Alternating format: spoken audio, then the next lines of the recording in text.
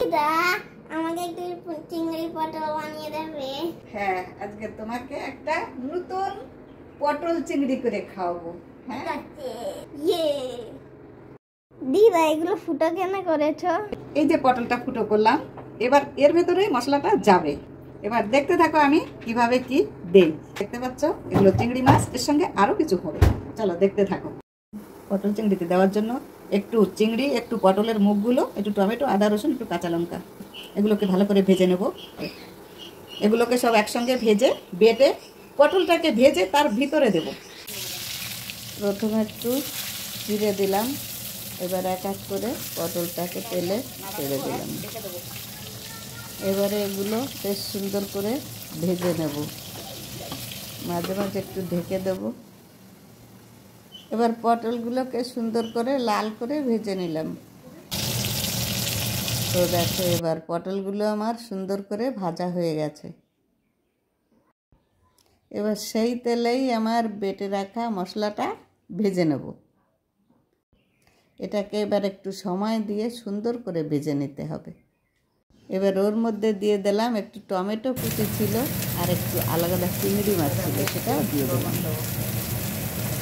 এবার পরিমাণ মতো লবণ, হলুদ, লঙ্কার গুঁড়ি একটু দিয়ে দিলাম। দিয়ে মশলাটাকে এবার বেশ করে নেড়ে চেড়ে নিলাম। একটু সময় নিয়ে এটাকে নেড়ে নামিয়ে নিলাম। তো দেখো, এবার আমার মশলাটাও ভাজা হয়ে গেছে, পটলটাও ভাজা হয়ে গেছে।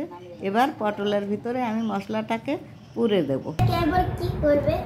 এবারে আমি এই মশলাটা এর ভেতরে সুন্দর করে দেব, চেপে চেপে। আমিও দেব। দা পটল চিংড়ি।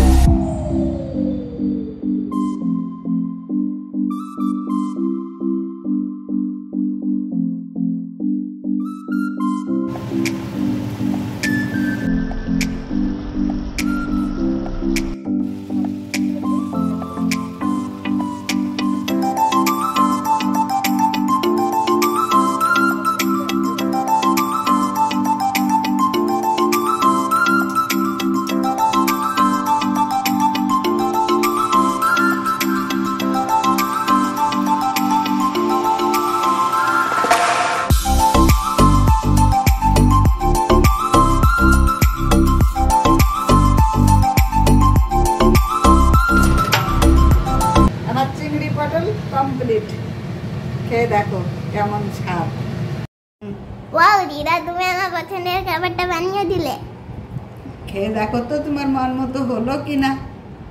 গরম গরম ভাতের সাথে আজকে খাবো এই চিংড়ি পটলটা। এই গরম ভাতের সাথে আমি দুপুরবেলায় চিংড়ি পটলটা খাবো। যেটা তো খুব সুন্দর বানিয়েছে। আমাদের চ্যানেলটা লাইক, কমেন্ট, সাবস্ক্রাইব করে দিয়ে।